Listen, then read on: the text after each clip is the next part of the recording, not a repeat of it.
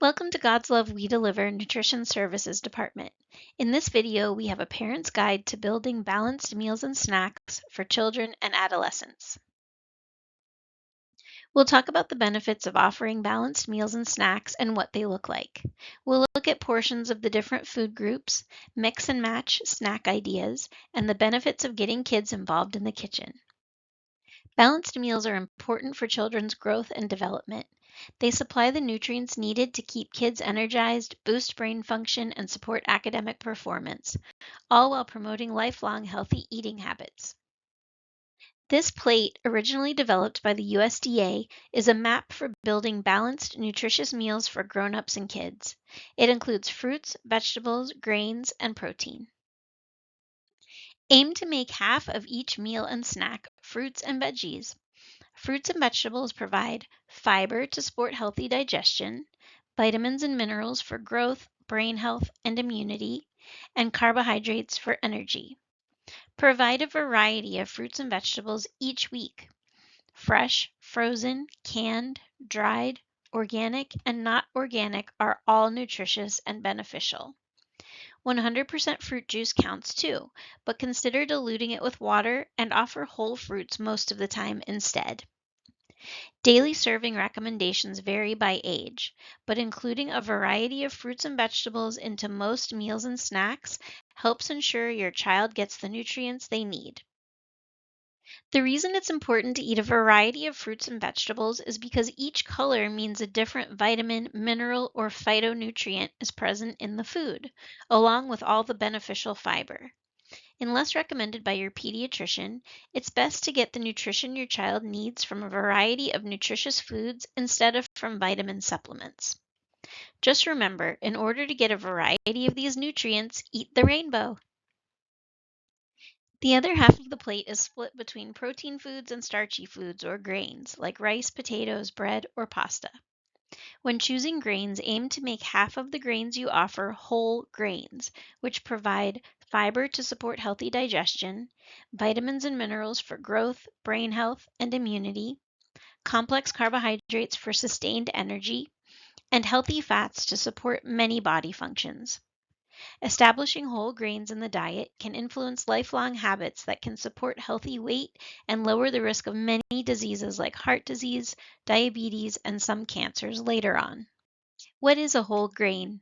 Many starchy foods like bread, pasta, cereal, and rice can be made using the whole grain, which contains nutrients that refined grains do not. Here we see that a whole grain includes the outer bran, the endosperm, and the germ. The bran and germ are removed from refined grains. Examples of refined grains are white bread and white rice. Foods made with refined grains are good sources of carbohydrate, but they lack the benefits of fiber and other nutrients that whole grains provide. Here are examples of whole grains. Some may be familiar, some may be new to you. If you think about the grains and starchy foods your family eats on most days, you can slowly make substitutions to make half the grains whole grains. Try whole wheat bread. There are many kid-friendly white whole wheat breads available. Try brown rice instead of white rice sometimes. Offer whole grain crackers or air-popped popcorn instead of chips or pretzels. Note that the safest age to start offering popcorn is around 4 to 5 to prevent choking, and to start supervised at home instead of first introducing popcorn in the lunchbox or during an exciting event like a movie or social gathering to ensure your child learns safely. If the food comes in a package, check the nutrition facts label and look for whole wheat or whole grains listed first in the ingredients list. The last part of the plate is protein foods, which include seafood, meat, poultry, eggs, also many vegetarian sources like beans, peas, lentils, nuts, seeds, and soy products. Dairy also provides protein, and low-fat dairy products are recommended for most children 2 years and older. In addition to protein, these foods provide iron, zinc, B vitamins, and other nutrients that support developing muscles and brains. Including protein in meals and snacks helps ensure kids get the protein they need each day, and it helps them feel satisfied for longer between meals and snacks. Offer a variety of lean protein foods prepared with minimal added fat and minimize high fat proteins. Servings per day depends on many factors. Most of us are getting enough protein, but children can benefit from including protein in breakfast and at snack times more regularly. Some easy ideas are eggs, yogurt, and other low fat dairy foods. Remember to offer a variety of lean protein foods at meals and snacks throughout the day. Here are some more ideas. If your family enjoys dairy foods, choose low fat unless otherwise instructed by your pediatrician, and offer 3 servings each day, which can include an 8-ounce glass of milk, a string cheese, or a single serving of yogurt. Try to avoid sweetened milks and yogurts. Check the nutrition facts label for added sugars. If your child does not eat dairy foods, these fortified non-dairy alternatives are an option that offer similar nutrients and benefits. As always, check for sugar content. Speaking of sugar, it's important to be aware of how much added sugar you're offering to children and teenagers. Added sugars are in many packaged foods and drinks, including baked goods, breads, cereals, condiments and sauces, yogurt, nut butters, and sweet drinks like fruit juice, fruit punch, soda, iced tea, sports drinks, and energy drinks. Excess added sugars in the diet can contribute to weight gain, tooth decay, and the development of many chronic diseases. And drinking sugar-sweetened beverages frequently can inhibit proper hydration. The American Heart Association recommends avoiding all added sugars for children under 2 years old and limiting intake of added sugars for children 2 to 18 years old to less than 24 grams per day. That's 6 teaspoons of added sugars. Added sugar is sugar that is not naturally found in the food or beverage. 4 grams of sugar equals 1 teaspoon or 1 packet of sugar. When choosing packaged foods or beverages, check the nutrition facts label to be aware of the added sugars present in that product. For example, if you have a drink with a nutrition facts label that says that beverage contains 25 grams of sugar per serving, you can divide 25 by 4 and get 6.25 teaspoons of added sugar per serving.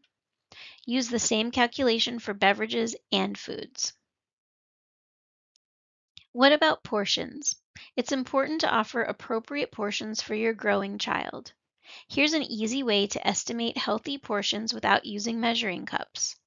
And portion sizes match your child's hand size as they grow. A serving of protein is about the size of the palm of the hand. Remember to include a variety of lean proteins at meals and snacks. A serving of vegetables is the size of the fist. Include a variety of vegetables and/or fruit at each meal and snack. Fats include oil, butter, salad dressing, and sauces, and a serving is the size of the thumb up to the first joint. For carbohydrate foods like grains, offer a variety, prioritizing whole grains, and the serving should fit in an open palm.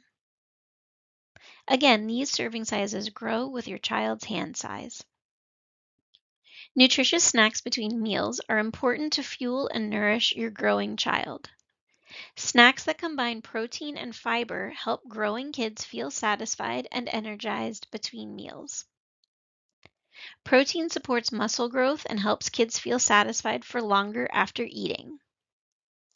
Fiber promotes fullness and supports energy and digestion. Check out these ideas for mix and match snacks that will fuel your child's daily activities and development.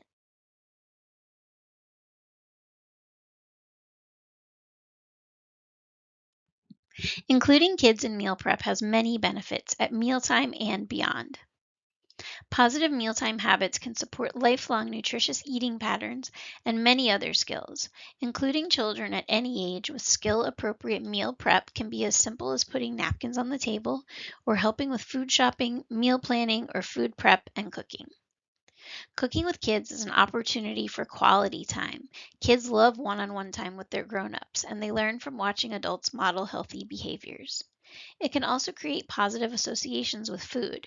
Kids who are involved in decisions about meals and meal prep are more likely to try new foods.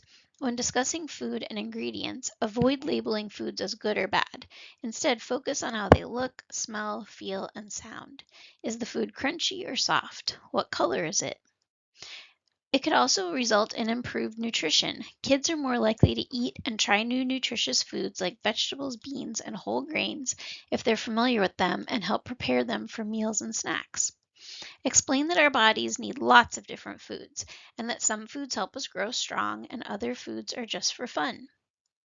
Cooking with kids is also a great way to learn and practice many useful skills, including cooking.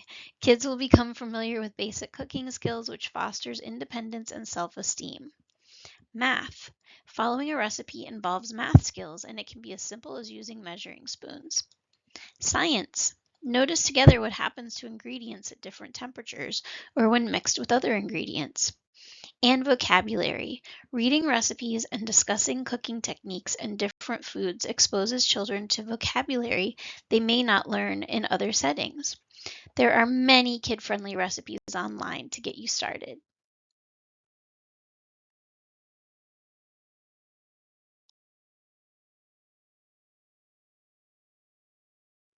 Thank you for joining us today. Check out our website for more parent guides and other nutrition information.